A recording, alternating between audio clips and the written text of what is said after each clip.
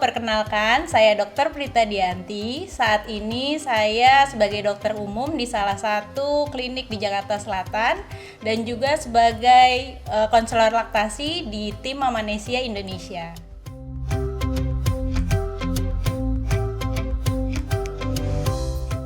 Oke, terima kasih ya pertanyaannya. Jadi sebenarnya kalau 5 menit agaknya terlalu lama ya.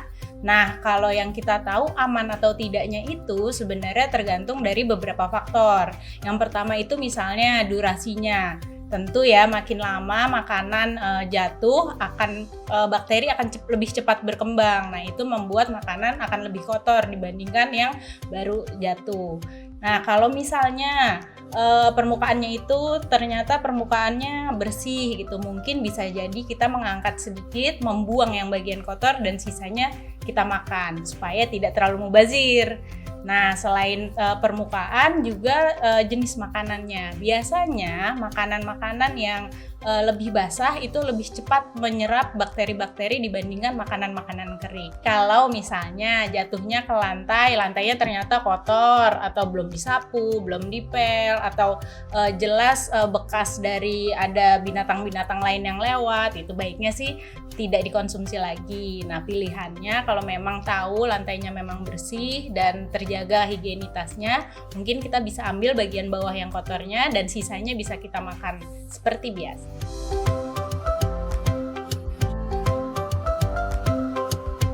Jadi sebenarnya kita luruskan dulu ya, yang namanya rematik itu di terma medisnya sendiri biasanya dikenal dengan yang namanya rheumatoid arthritis atau penyakit-penyakit rheumatoid di mana sendi biasanya mengalami kekakuan dan peradangan.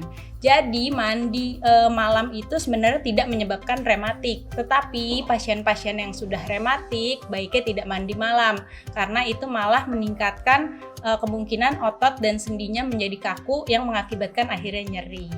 Nah, kalau tentang tadi ya masuk angin, nah dari masuk angin itu sendiri sebenarnya tergantung dari personalnya masing-masing. Agaknya kalau misalnya habis mandi langsung mengeringkan badan dan menggunakan pakaian yang hangat, sepertinya untuk kemungkinan masuk angin agak kecil, kecuali habis mandi kemudian tidak segera mengeringkan badan, tetap basah, atau menggunakan pakaian-pakaian yang terbuka, kemungkinan masuk anginnya akan tentu lebih besar.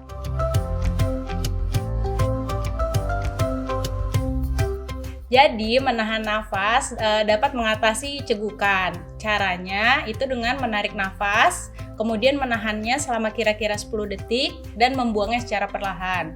Itu bisa diulangi 3-4 kali dan bisa diulangi 20-30 menit kemudian. Nah, hal ini karena cegukan itu adanya kontraksi dari otot di diafragma, jadi kita berusaha untuk merilisnya lagi. Selain dengan kita menahan nafas, kita bisa juga menggunakan, pernah dengar ya, bernafas dengan paper bag atau minum dengan memalingkan muka dan berkumur dengan air dingin. Hal-hal itu bisa dicoba.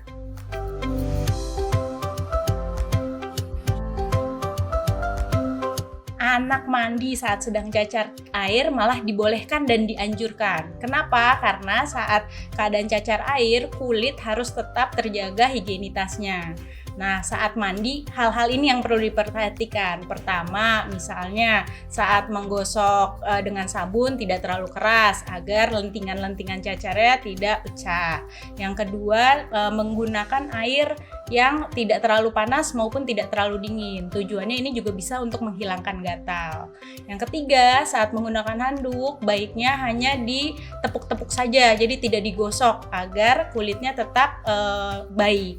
Dan yang terakhir, mungkin bisa menggunakan salep-salep yang biasanya diberikan oleh dokter untuk menghindari adanya infeksi lain di kulit.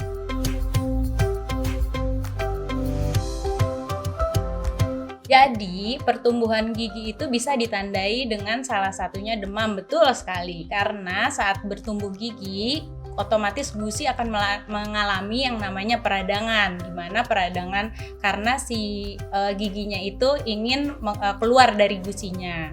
Nah, selain demam sendiri, kalau misalnya tumbuh gigi, biasanya anak juga rewel, jadi tidak nafsu makan, seperti itu. Nah, demamnya ini sendiri kan sebenarnya akibat dari peradangannya itu ya. Jadi, kemungkinan kalau misalnya demam yang pada anak tumbuh gigi biasanya tidak terlalu tinggi demamnya. Tapi hati-hati kalau ternyata demam si anak ternyata di atas 38 derajat misalnya, itu kan mungkin bisa jadi ada tanda-tanda lain, penyakit lain, bukan hanya dari tumbuh gigi itu sendiri. Jadi baiknya dikonsultasikan kepada dokter ya. Hai Lemonizen, selama pandemi jangan lupa jaga kesehatan, makan makanan yang sehat, dan bila ada keluhan kesehatan bisa langsung telekonsultasi dengan dokter atau langsung ke klinik dan rumah sakit terdekat. Dadah!